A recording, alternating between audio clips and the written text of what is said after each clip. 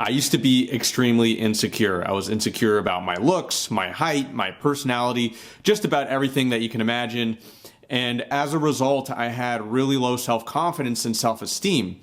But about 2.5 years ago, this completely changed for me. And in this video, I'm going to show you the exact steps that I took to overcome my low self-confidence and build real self-esteem. So stick around to watch this video. Welcome back to another video, guys. If you're new here, my name is Justin, and on this channel, I'm dedicated to bringing you the highest quality content when it comes to healing and self-transformation. So if that's good with you, let's get straight to the video. So I am going to share with you the details of exactly what I did to overcome my low self-esteem. But first, there is a foundation that I need to put in place because this is not a quick fix. These are not just quick tips to appear more confident. So if that's what you're looking for, this is not the video for you. This is the real work that you're gonna have to do, and it takes some time. So I wanna set some expectations, but if you do what I outlined in this video, you will experience permanent change in your self-esteem, your self-confidence, and just releasing the insecurities that you have about yourself. What I'm really trying to say is that this is a game of healing. So what I'm going to be talking about in this video is all about healing the emotional wounds that you might have, the limiting beliefs about yourself that you might be holding on to, because anything else would not work. Anything else would be a disservice. If I'm trying to teach you some confidence tips, but you're really holding on to some deep emotional pain about yourself, it's just not gonna work. Now that I've set those expectations, let's get right into what you need to do to start healing those self-confidence wounds. The first and most crucial step of all of this is complete self-acceptance. It wasn't until I realized that I'm the only one that has to live with myself. There's no one else. There's no one else that can come and inhabit my body for me and live in here and accept all the things that they have to accept. No one else can do that. It's only me in here living with myself, and same thing for you. It's only you in there living with yourself. And so if we want to make it a nice place to live, if we want our inner environment and just life to be nice, we have to learn to accept ourselves fully. Now, self-acceptance doesn't mean that you stop working on yourself or you stop growing. It actually means that this is where we start. We start with self-acceptance so that we can grow and heal in the correct ways. You must start with accepting your totality, your entire being. And I'm not just talking about the easy stuff, the stuff that's likable. I'm talking about the parts of you that you dislike, the parts of you that you have a hard time accepting. That's where the real work is. So you have to start with there. Look at what you dislike about yourself and what you perceive as your flaws or parts of you that you're insecure about, and start there. Now, what was monumental in my healing was I realized that these parts that I didn't like about myself, or I was insecure about, or maybe some parts of my physical appearance, the only reason I didn't like them is because I was conditioned or programmed in some way to not like them. They actually were not based in any sort of truth. I was conditioned to think that my body should look some kind of way. I was conditioned to think that my mind should think in certain ways, and that I should or shouldn't have certain limiting beliefs. And none of it is really based in truth. It's just different beliefs that I picked up from other people or societal conditioning telling us the way that we should look has to be this way. But I exist the way I do, right? So who's to say that that is wrong? That's the attitude that I want you to go about with all this. Is you exist. You are the way you are. There's things that you can change, of course, and things you can improve on, but certain things you can't, like the way you look or parts of your personality or whatever. And who's to say that that's wrong? Now, I can blabber on in this video about the importance of self-acceptance, but if you really sit with it, I'm sure you're going to come to a lot of insights on your own. But I do want to share with you some practical exercises that I used myself that can help you to start accepting these harder parts that are harder to accept. Now, the key here is to really make this a self-acceptance practice. So you want to be consistent. You want to do this daily. You don't want to just do a few exercises here and there. That's not really going to do much. But the more you practice, the stronger changes you will see in your self-confidence. Now, this is a practice that's super powerful if you do, and this is what I did. So what it is it's actually a breathing and visualization exercise. How it works is, first of all, let's calm down and take a few slow and long inhales and exhales. And so we can calm our body down. And as we're breathing deeply and slowly, I want you to start imagining inhaling self-acceptance and exhaling or breathing out insecurity. So each breath that you take, make it long, make it deep, and breathe in self-acceptance and breathe out insecurity, and really focus on the feeling. So every time you breathe in, how does it feel to accept yourself fully? And then breathe out, let go of all that insecurity, all that garbage that you're holding on to. What I did, and this was recommended to me by my mentor, is I started associating a color with breathing in, and that color was gold. So I started breathing in gold as self-acceptance. Now, there is a reason for gold. My mentor taught me that gold is actually associated with self-confidence, and it felt right, it felt good to me. So if that feels right and good to you, try gold or try any other color that aligns with you, and imagine breathing in that color and associate that color with self-acceptance, total self-acceptance. And then I breathed out. This is a really interesting part as well. When I was breathing out insecurity, I was actually breathing out black smoke or gray smoke or whatever you want to imagine is just like kind of toxic. So do this as long as you want. I would recommend at least 5 or 6 minutes, but you can do that for 10 or 15 or even longer. But again, the important thing is that you really do this every single day. And anytime you are feeling insecure about yourself or feeling triggered, this is a great time to do this exercise. Now, if you are having a little bit more trouble with self-acceptance, or you're finding that you're coming across some serious wounds, some serious hard limiting beliefs about yourself, what you want to do in this case is still do the breathing and visualization, but start meeting your insecurities with love. I talk about this a lot, and imagine that the parts of you that are insecure, the parts of you that are hurt, imagine that to be a wounded child, just a child that's been abandoned, that's been hurt. And of course, if that was in real life, you would treat that child with so much love. You would nurture that child to full health. You'd give it a big hug or whatever you needed to do. You wouldn't just hurt that child even more. When you are meeting your insecurities and your pain with love, that's what you're doing. You are taking care of your inner child. You're parenting yourself. You're learning how to be self-soothing and self-reliant. And so start practicing that. Start giving these parts of you all the love that it really craves. And that's how the healing process really begins.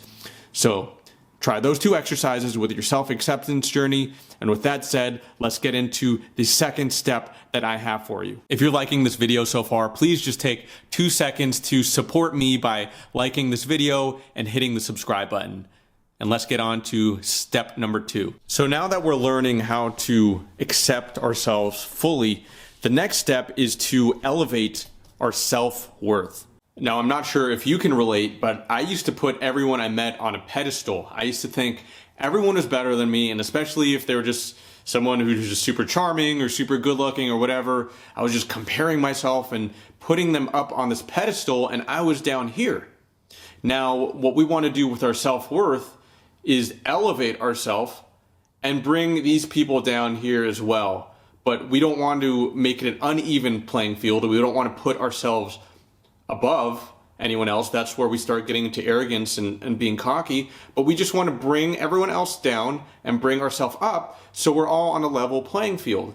That's the way it should be. Once I started asking myself the question, why, I started to realize that everything I was holding on to about why other people were better than me and why I was placing them so highly was all made up. Again, it goes back to this idea that we've all been conditioned to look at ourselves in a certain way. We all have certain beliefs that we've picked up from either our parents or society, and none of it is based in truth. I want this to really resonate and go through to you guys is your conditioning is just your conditioning, but it's not true. And just like a computer, we can take out our programming that we were used to and install new programming. And that's what we're doing here with elevating our self-worth. Now, what I started to realize very quickly is I really only had two options. The first one was to let others decide my worth for me. Just completely give that to other people, and that meant giving up all of my power. The other option is to consciously reclaim the custody of my self-worth that I unconsciously handed to other people.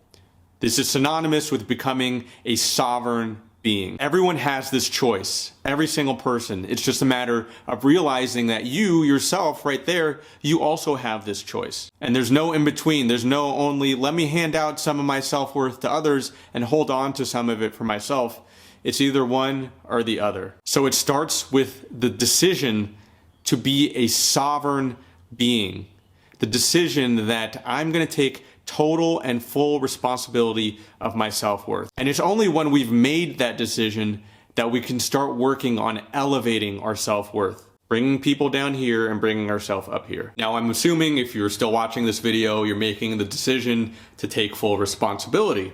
So let's talk about, once you've done that, how to actually start elevating your self-worth. Now, once again, we have to focus on the feeling. We have to introduce the feeling of self-worth to our body. Otherwise, our body has no idea what that even is going to feel like. Start searching for that feeling yourself. You can draw upon your past experiences if that helps you. If there's something in your past that happened that really helped you feel worthy or feel good about yourself, you can draw upon that. Or use your imagination. Once you feel that, once you've hit that sweet spot where you really are starting to feel the feeling, then hone in on it. I want you to lean in on it and turn up the dial. Turn up the dial and try to increase that feeling as much as you can and have it radiate through your whole body. Now, if you want a little visualization exercise as well, you can go back to the whole pedestal idea and imagine, even if you want to put specific people in your mind, imagine those people that you've placed all the way up here, those people that are all the way up here, imagine them physically lowering, and imagine you physically heightening, until you're both at the same playing field. Now let's take this visualization one step further and truly make it beautiful. Now I want you to imagine, again, you and everyone else on that level playing field, but you radiating as yourself in your uniqueness, shining your light. I want you to imagine that. You're standing strong in your power. You're grounded in yourself. And because of that, you're shining your light on everybody. And it's not about being better than others. It's embracing your uniqueness and sharing that and expressing that with the world. Now, this last step is rarely ever talked about, or when it is, it's super underrated, but it's going to make all of the difference for you in creating unconditional self-confidence, not based upon others. And this step is be okay with others not liking you. Now, I know that's not conventional self-confidence wisdom because usually we want all these tips to make other people like you, but that's not the point. The point is to shine your light so brightly that you don't care whether people like that or not. Now, yes, before moving on, it's totally normal and okay to crave the approval of people that are important to you, such as your parents, your caregivers, or your friends.